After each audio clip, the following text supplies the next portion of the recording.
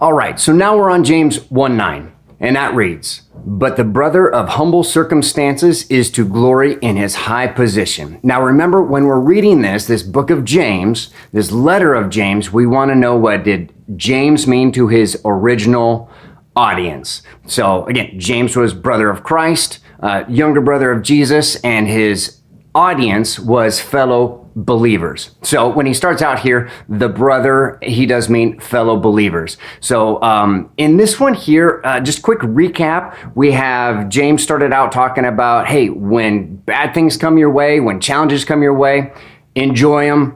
Be happy about it. It's going to make you a better person. It's going to build character. Then he goes on to say, if you need wisdom, ask, and God will supply it for you. Now remember, wisdom is the proper application of knowledge. So with this here, it kind of helps us stay away from being deceived by people. A lot of fake news going around, that type of stuff. So we do want to make sure that we are looking for wisdom, or the proper application of knowledge.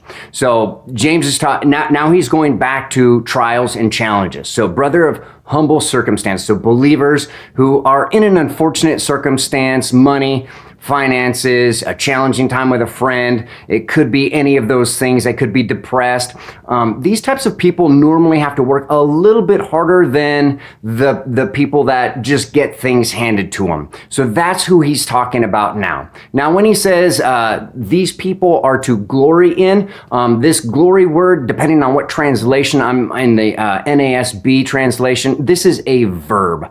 It basically means rejoice or boast, is some of the ones that they have. And again, he had already said in chapter 1, verse 2, be joyful of your challenges. So he is basically rephrasing this, so that way you will have joy in your high position. So let's go back in time to when you were a kid, either and this could be where God is elevating you, is really, I think, what he's going for there. He's giving you dignity.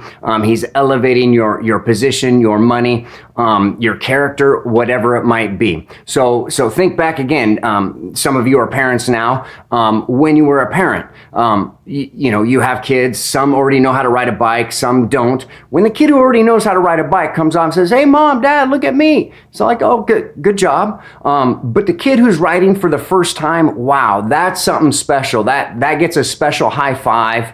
Again, when God sees us going through that, and this is what I believe is James is getting at, that's something special. Same thing, let's say you're in math class, and the teacher, you got the group of kids that already know how to do, adding, subtracting with positives and negative numbers, and then you get that one kid that's really struggling, really scratching his brain, and all of a sudden it clicks for him.